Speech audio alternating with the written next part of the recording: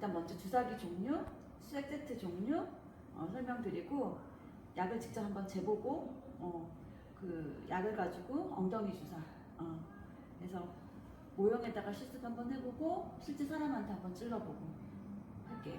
네. 그리고 근육 주사 실습 끝나면 정맥 주사 제가 모형에다 실습 시범 보여드리면 직접 팔에다가 한번 찔러보는 걸로 이렇게 진행할게요. 그리고 마지막 피내 주사까지 진행하도록 할게요.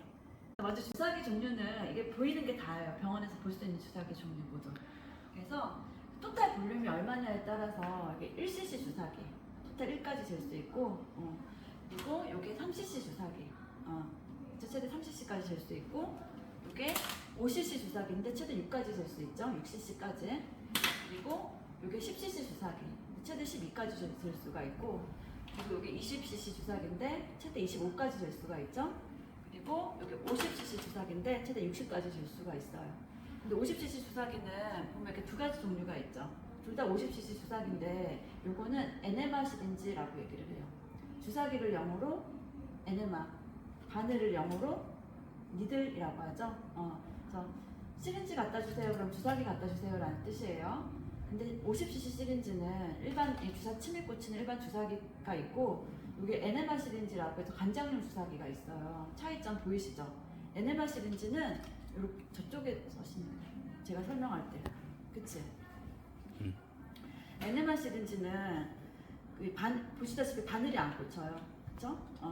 그래서 보통 관장할 때 쓴다라서 에네마 관장용 주사기라고 하는데 관장할 때 사용하는 그 렉탈 튜브가 이 카테터예요. 고무관.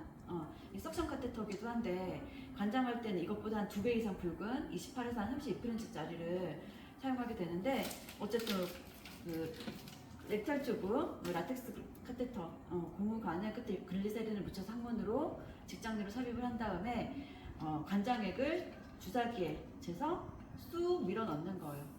보시다시피 렉탈 튜브 끝까지 딱 맞죠? 주로 관장할 때 쓰인다라고 해서 관장할 때 주로 쓰인다고 해서 에네마 시린지라고 하는데 꼭 관장할 때만 쓰는 건 아니에요. 보시면 폴리 카테터 끝이랑 딱 맞죠? 소변줄 폴리 카테터 입구랑 딱 맞아요. 소변 배 입구.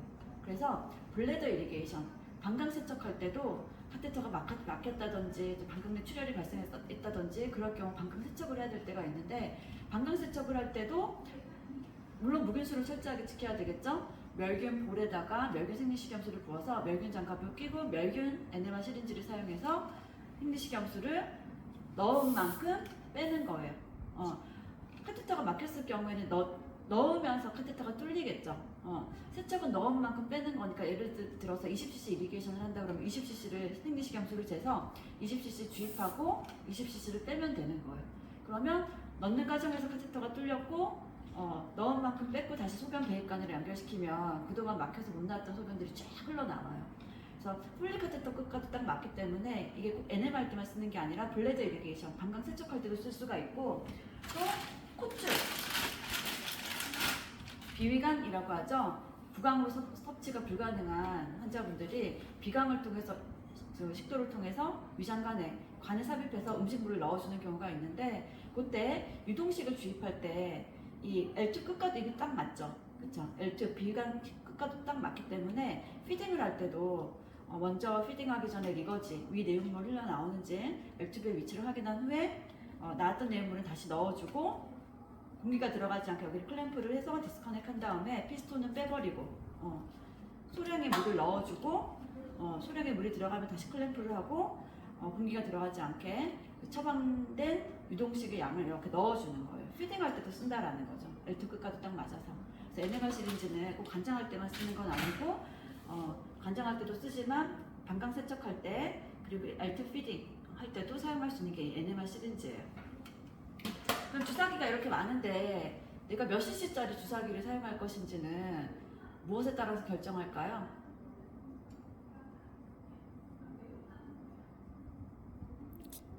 내가 재고자 하는 약의 용량에 따라서 예를 들어서 내가 2cc짜리 앰플을 따는데 굳이 10cc 주사기 꺼낼 필요 없잖아요. 그쵸? 2cc 주사기를 쓰면 되는 거예요. 근데 2cc 주사기인데 1cc짜리 주사기를 쓰면 주사를 2번째를 넣어야 되잖아요. 그쵸? 그러니까 재고자 하는 약의 용량에 따라서 적당한 주사기를 사용하시면 돼요. 그럼 이렇게 큰 주사기는 직접 볼러스 투여할 일이 없겠죠.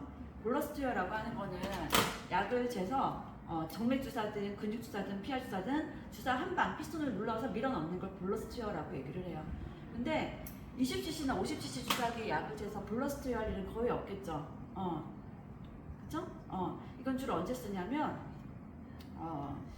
컨티뉴어스 인퓨전, 지속적으로 약물을 주입해야 될 경우에 약을 믹스를 해서 시린지 펌프에 걸어가지고 수액세트를 속에서 정맥 내로 천천히 들어가는 약이 있어요. 그런 약물을 주입할 때, 이 약을 믹스할 때, 약의 용량에 따라서 이런 큰 주사기를 사용할 때가 있어요. 그리고 수술 후에 수술 부위 상처에 뭐 혈종이 생겼다, 피가 차가지고 피를 제거해야 된다라고 할 때 그 피의 양이 많을 걸로 예상이 되면 당연히 큰 주사기를 찔러서 피를 빼겠죠. 근데 기본적으로 큰 주사기일수록 굵은 바늘이 꽂혀있기 때문에 환자한테 찌를 때는 굵은 바늘로 찌르면 당연히 아프겠죠. 그래서 작은 바늘로 바꿔서 안에 고이 피가 양이 많으면 큰 주사기로 바꿔가지고 피를 빼게 되는 거예요. 그럴 때도 쓰고 약물 주입할 때도 쓰고 어쨌든 약의 용량에 따라서 적당한 그 주사기를 사용하시면 돼요. 그 다음 바늘의 종류.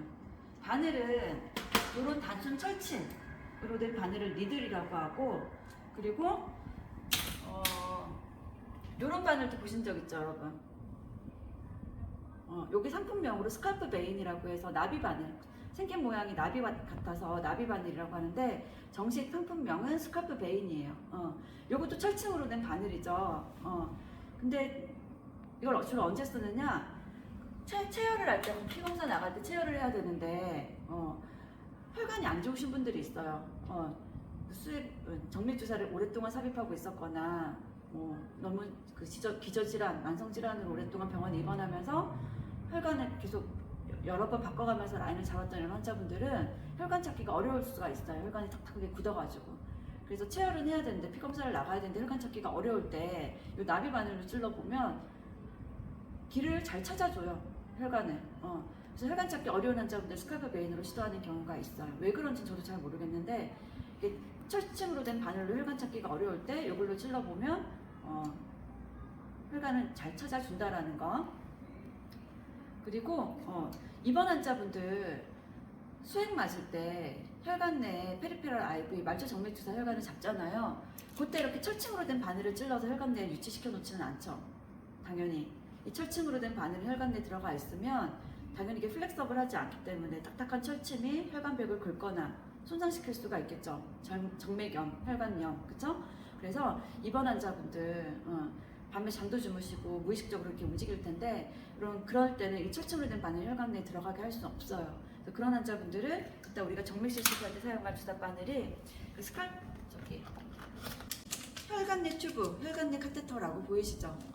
혈관은 그 해부학적 용어로 엔지오라는 말을 써요, 영어로. 엔지오. 그래서 엔지오 카테터라고 하는데 다른 말로 빈카라고 하기도 해요, 병원에서. 이따가 그 정맥 주사 실습할 때 사용할 바늘인데 엔지오 카테터는 이렇게 보시면 이중 구조로 되어 있어요. 이중 구조로.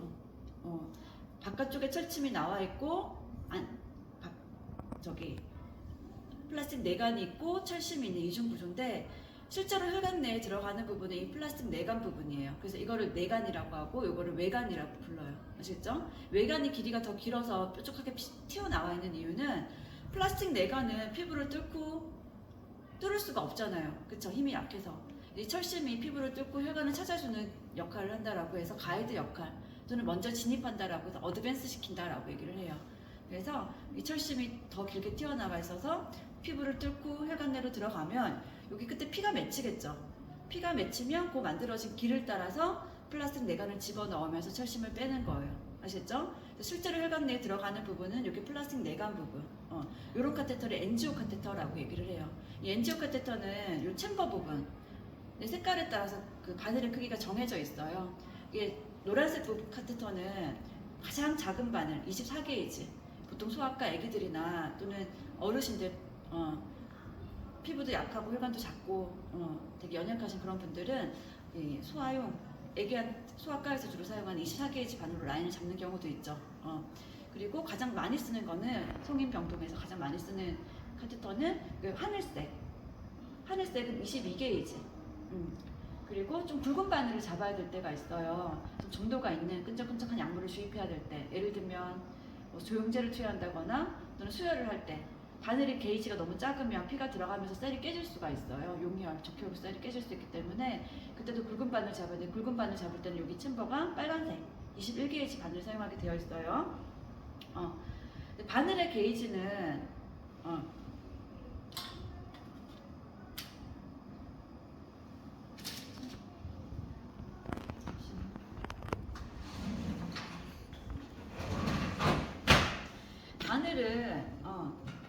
바늘은 게이지가 숫자가 커질수록 작은 바늘이에요. 그쵸? 24게이지 보통 여기 챔버 파란색 22게이지 중간 저기 성인에게 보통 사용할 때 사용하는 주사 바늘, 그리고 좀 굵은 바늘 잡아야 될 때 21게이지라고 했죠. 숫자가 커질수록 오히려 작은 바늘이에요. 숫자가 작아질수록 굵은 바늘이에요. 그 바늘의 구경이 커질수록 바늘의 길이도 길어져요. 아시겠죠? 그래서 보시면 여기 22게이지 또는 23게이지거든요. 보시면 파란색 챔버죠? 챔버 색깔은 공통이에요. 길이가 더 길죠? 그리고 요거는 26게이지예요. 26게이지. 짧고 구경은 더 작죠? 그리고 요거는 요 바늘은 저기 18게이지인데 18게이지는 보시다시피 훨씬 더 길이도 길고 굵기도 굵죠. 26, 23, 18. 오히려 숫자가 작아질수록 구경이 더 굵어지고 길이도 길어진다라는 거. 바늘의 게이지만 반대예요. 크기가. 거의 병원에서 사용하는 모든 그 카테터나 바늘 카테터나 뭐 이런 것들은 비례해서 커져요. 숫자가 커질수록 구경이 더 두꺼워지고 커지는데 바늘의 게이지만 반대라고 생각을 하시면 돼요. 그래서 바늘의 종류 설명드렸고 주사기 종류 설명드렸고 이제 수액 세트. 수액 세트라고 하는 거는 여기 보시면 이게 수액 세트라고 써있죠. 병이나 백에 들어있는 약물을 혈관 내로 주입할 때 연결하는 이 라인을 수액 세트라고 얘기를 해요. 이 수액 세트는 보시면 여기 보툴용이라고 써있죠. 병용 세트가 있고 백용 세트가 있어요. 차이가 뭔지 아세요? 병용 세트는 이거 개봉을 해보면 이거예요. 이거 보시면 에어 구멍이 있죠.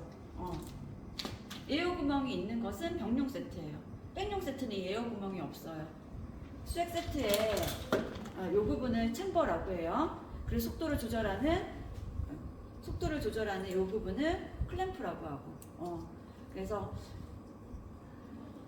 이 병용 세트는 에어 구멍이 있고 백용 세트는 에어 구멍이 없어요. 보시다시피 이 병은 내부가 진공 상태이기 때문에 진공을 해제하기 위한 에어 구멍이 반드시 필요해요. 에어 구멍이 없으면 물이 안 떨어져요. 아시겠죠? 근데 백용 세트는 에어 구멍이 없어도 상관없어요. 그래서 그 병용, 백용 세트를 잘 골라 써야 되는 이유가 뭐냐면 골라 써야 되는데 간혹 병원에서 근무하다 보면 병을 맡고 있는데 수액 세트 꽂혀 있는 옆으로 이렇게 바늘 이렇게 살짝 꽂아놓은 거 보신 적 있어요? 세트를 잘못 선택해서 병용 세트를 선택해야 되는데 에어 구멍이 없는 백용 세트를 꽂으면 물이 안 떨어지니까 이게 사이즈로 작은 바늘을 꽂아 놓는 거예요. 근데 이렇게 하면 된다 안 된다? 안 되겠죠? 바늘이 꽂혀 있으면 외부에 균이나 바이러스가 들어갈 수 있기 때문에 감염이 될 수가 있어요. 약이 오염이 되면. 그쵸? 병이나 백은 밀봉 용기라고 하잖아요. 감염으로부터 가장 효과적으로 차단할 수 있는 약의 그 용기인데 바늘을 꽂아놓으면 외부로부터 균이나 바이러스가 들어와서 약이 오염될 수 있기 때문에 바늘을 꽂아놓고 이런 거 하시면 안 돼요. 처음부터 세트를 잘 골라 써야 되는 거예요. 그리고 예를 들어서 값비싼 약, 항암제라든지 정말 그런 중요한 약인데 세트를 잘못 꽂아서 물을 약간 로스를 시켰어요. 그럼 그걸 버리고 다시 세트를 꽂으면 그만큼 약이 로스가 되는 거죠. 비싼 약이 한 방울도 아까운데. 그러니까 그런 일을 하시지 않도록 처음부터 올바른 세트를 잘 골라 쓰셔야 돼요. 그리고 병원에 또 자주 보는 세트가 여기 보시면 컨트롤 라인, IV 플로우 컨트롤 라인이라고 해서 저는 병원에서 예전에 컨트롤 A 세트라고 불렀는데 컨트롤 A 세트는 이거예요. 보시면 중간에 속도를 조절하는 장치가 하나 더 달려 있어요. 클램프도 있고. 언제 쓰면 좋을까요? 속도를 조절하는 장치가 하나 더 달려 있기 때문에 약물의 속도를 좀 더 정확하게 줄 수가 있겠죠. 그래서 정확하게 속도를 지켜서 들어가야 되는 아주 중요한 약은 그냥 클램프를 열어서 중력에서 떨어지는 방울수를 보면서 속도를 맞춰주는 것보다 이런 중간 속도 조절 장치가 하나 더 달려있는 컨트롤 세트를 쓰는 게 좀 더 안전해요. 물론 이걸 쓸 때는 여기는 클램프가 풀로 열려 있어야 되겠죠. 그리고 이거를 쓰기 위해서는 전제 조건이 있어요. 삽입해 놓은 정맥 주사가 펑션이 좋아야 돼요. 정맥 주사가 펑션이 좋다는 거는 개통성이 잘 유지가 된다. 약물을 주입할 때 리거지도 스무스하게 피가 잘 흘러나오고 약물을 주입할 때 저항감이 없이 잘 들어가고 그런 라인일 때 이게 속도가 정확하게 잘 들어가요. 근데 라인이 가는 방향을 탄다라고 하죠. 환자가 팔꿈치를 구부렸다 폈다 한다든지 또는 카테터가 혈관 내로 들어가 있긴 한데 그쵸? 수액이 잘 떨어지긴 떨어지는데 이게 리거지가 시원하게 썩 잘 되지 않을 때 그럴 때 방향을 탄다라고 얘기를 해요. 수액은 들어가긴 들어가는데 피가 잘 리거지가 안 돼요. 그 이유는 카테터 끝에 혈관벽이 닿아 있거나 또는 혈관을 힘들게 잡는 과정에서 카테터가 약간 꺾여 있을 때 혈관이 너무 좋지 않아서 다시 잡기는 어렵고 그대로 유지하는 경우가 있거든요. 그럴 때 처음에는 잘 들어가는 것 같아서 유지를 했는데 방향을 타면서 들어갔다 안 들어갔다 수액이 그럴 수가 있어요. 중력에 의해서. 그런 라인은 이것도 어차피 중력을 이용해서 들어가는 거기 때문에 카테터가 방향을 탈 경우에는 맞춰놓은 속도대로 잘 안 들어가는 경우가 있어요. 아시겠죠? 요것만 전적으로 믿을 수는 없어요. 실제로 들어가는 속도는 떨어지는 방울수를 봐야지.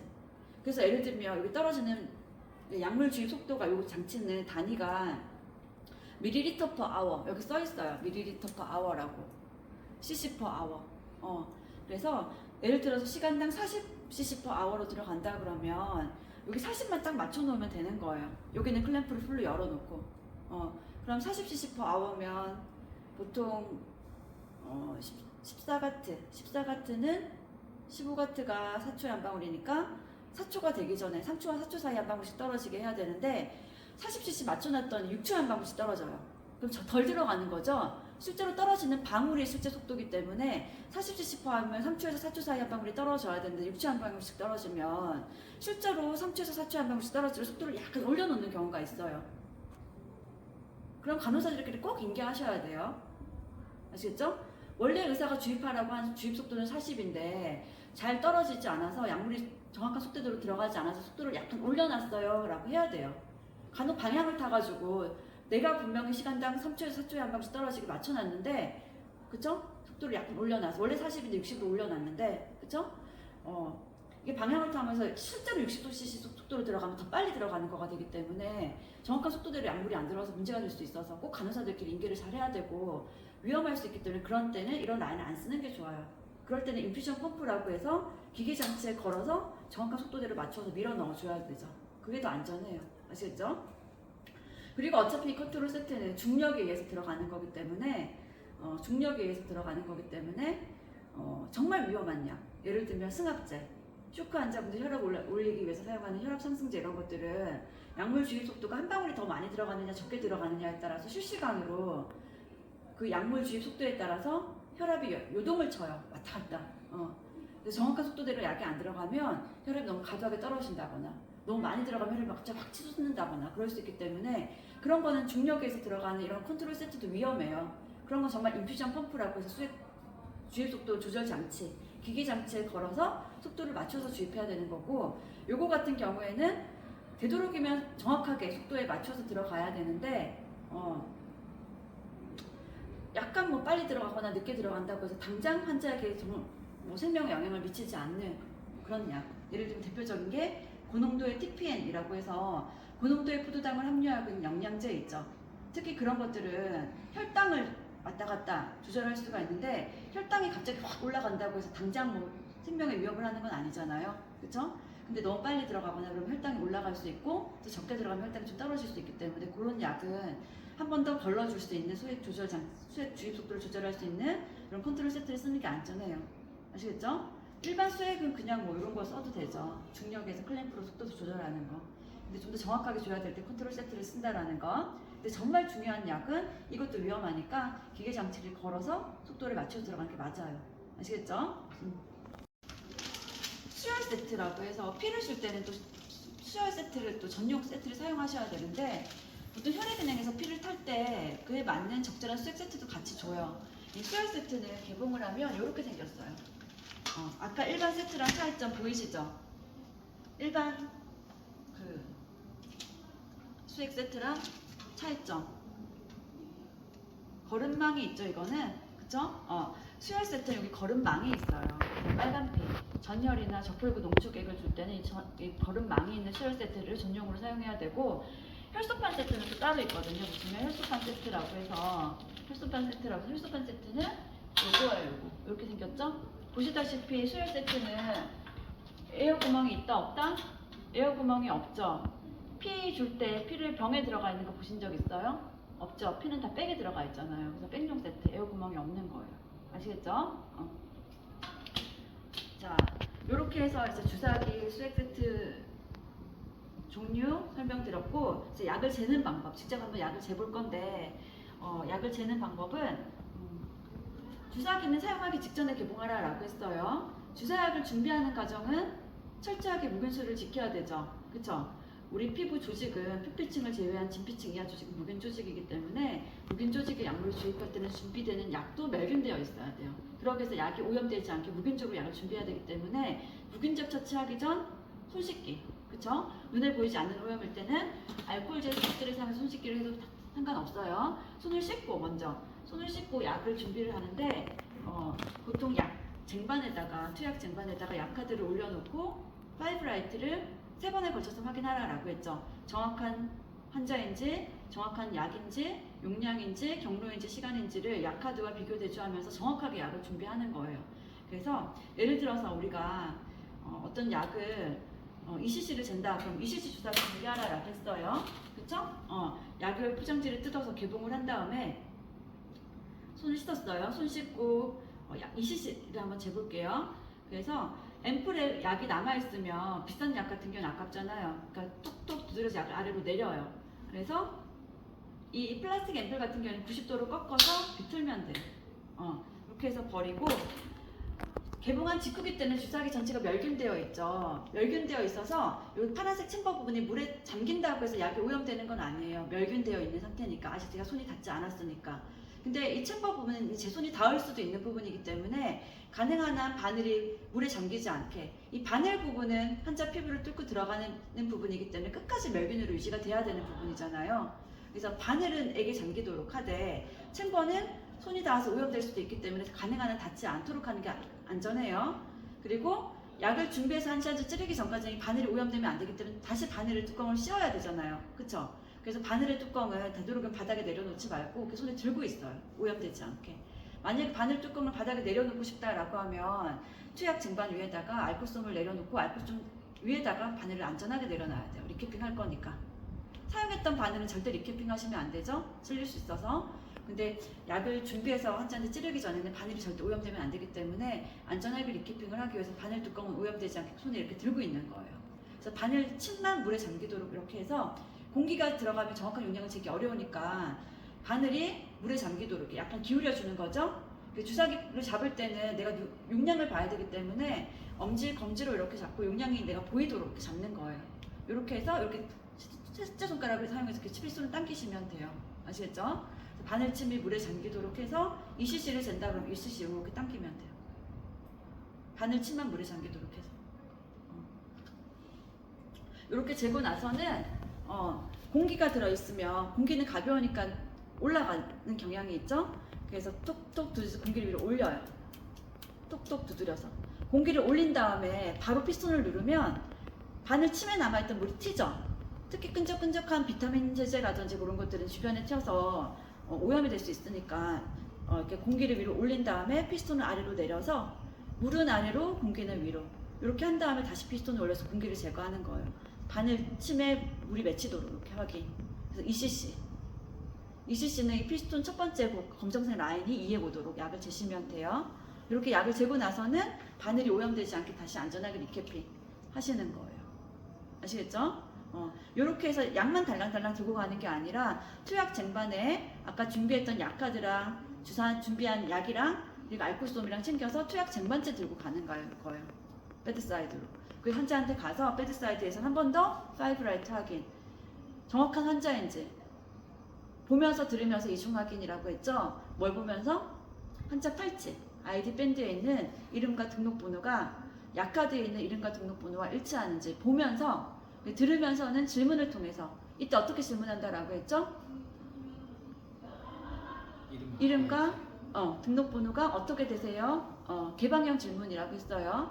그래서 들으면서 치매 어르신이나 정신질환자는 무조건 예, 아니요 할 수 있기 때문에 예, 아니요 대답하는 걸 폐쇄형 질문이라고 하는데, 폐쇄형 질문이 아니라 이름과 등록번호가 어떻게 되세요? 개방형 질문을 통해서 보면서 들으면서 이중 확인한 다음에 약에 대한 설명, 환자분 예를 들면 진통제 좀 놔드릴게요 라든지, 아시겠죠? 설명을 하고 엉덩이 주사를 해야 된다 그러면 이 모형이니까 약물을 직접 주입하면 안 되고 공기를 잰 주사기로 제가 약 시범을 보여드릴게요. 엉덩이 주사를 한다라고 할 때 가장 중요한 게, 근육 주사를 할 때 가장 중요한 게 위치 선정이라고 했어요. 위치 선정. 근육층에는 혈관이나 신경이 많이 분포하고 있기 때문에 혈관과 신경을 피하는 안전한 위치를 선정하는 게 제일 중요해요. 잘못해서 혈관을 건드리면 출혈이 발생할 수 있겠죠. 간혹 이게 피가 늦게 지혈이 돼서 혈종 같은 게 만들어지면 딱딱하게 굳은 피가 주변 조직을 압박해서 괴사가 되면 살점이 떨어져 나가요. 개방성 상처 면적이 크면 외부에 균이나 바이러스가 들어가서 감염이 될 수 있기 때문에 때로는 피부 이식을 또 해야 될 때가 있어요. 그런 사고가 발생하지 않도록 혈관을 피해야 되고, 그리고 신경도 건드리면 안 되죠. 신경을 건드리게 되면 감각이나 운동 기능에 장애가 발생할 수 있어요. 그쵸? 움직이지 못한다거나 잘 움직이기 어렵다거나 무감각해 진다거나 이상감각, 쩌릿쩌릿, 묵직, 그쵸? 욱신욱신, 찌릿찌릿, 이상감각이 생길 수도 있기 때문에 혈관이나 신경을 피할 수 있는 안전한 위치를 선정하는 게 중요해요. 아시겠죠? 그래서 근육 주사 시 엉덩이 주사할 때 신경이나 혈관을 피하는 가장 안전한 위치가 어디냐면, 엉덩이 한쪽 면을 4등분 했을 때 외측 상부 여기에요. 여기. 아시겠죠? 4등분 했을 때 외측 상부를 한 번 더 4등분 했을 때 외측 상부. 이쪽이 제일 안전한 위치로 알려져 있어요. 왜? 신경이나 혈관이 이 안쪽으로 지나가니까. 아시겠죠? 그리고 찾기가 쉽죠, 누구나. 해부학적으로. 4등분에서 외측 상부. 누구나 찾기 쉽기 때문에 가장 많이 사용하는 부위가 여기에요. 그래서 주사를 할 때는 먼저 소독을 해야 되죠. 아까 약을 준비하기 전에도 손쉽게 했지만 주사하기 직전에도 한 번 더 손쉽게 하셔야 돼요. 손을 씻고 알콜솜으로 주사 부위를 포함해서 넓고 길게 안에서 바깥으로 원을 그리듯이 충분하게 소독을 한 다음에, 그리고 약을 주사할 때는 잠깐만, 물이 들어있어. 23게이지 1인치짜리 바늘을 사용할 경우에 보통 일반 성인 60cc 표준 체중일 경우에는 이 바늘의 끝이 근육층에 닿기 위해서는 바늘이 피부 표면에서 90도 각도로 끝까지 들어가야지 바늘 끝이 90도로 닿거든요. 근데 간혹 요양병원에 가보면 정말 삐쩍 말라가지고 못 드셔가지고 뼈밖에 없는 환자분들도 있어요.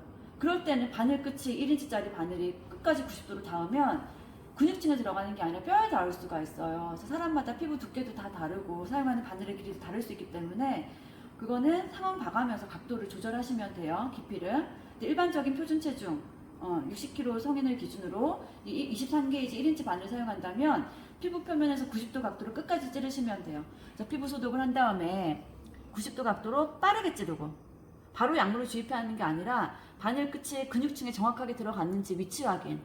잘못해서 혈관으로 들어가면 리거지에서 피가 나오겠죠. 혈관으로 들어가지 않았는지 리거지를 해보는 거예요. 그러면 피가 안 나오겠죠. 피가 안 나오는지를 확인해야 돼요. 피가 흘러나오면 바늘 끝이 정맥 내로 들어갔다는 뜻이기 때문에 바늘을 빼야 되는 거예요. 정확한 경로가 아니니까. 그래서 피가 흘러나오지 않는지 확인하고 약물 주입은 천천히, 그리고 바늘을 뺄 때는 빠르게 빼고 문질러주면 돼요. 그리고 사용했던 바늘은 절대 리캐핑 금지. 리캐핑 하시면 안 되고 가까운 곳에 진짜 주사 침통을 마련해 놓고 PF에서 버리시면 돼요. 그리고 최종적으로 손 씻기 한 번 더 하고, 그쵸? 아까 투약 진반제 준비했다 갔던 준비해서 갔던 약카드라는 거 다시 스테이션을 가지고 와서 정리하는 거예요. 약카드 제자리에 놓고 손 씻기 한 번 더 하고 기록하고. 아시겠죠? 근육 주사를 할 때는 주사 부위를 선정을 잘 한 다음에 주사 부위를 포함해서 넓고 길게 소독을 잘 한 다음에 바늘 끝이 피부 표면의 90도 각도로 끝까지 들어가도록 통증을 줄이려면 바늘을 찌르거나 뺄 때는 빠르게, 약물 주입은 천천히. 그쵸? 약물 주입하기 전에 꼭 위치 확인하기 위해서 리거지 한번 해보고 피가 나오지 않는지 본 다음에 천천히 약물을 주입했다가 바늘을 빠르게 빼고 문질러 주는 거예요. 아시겠죠?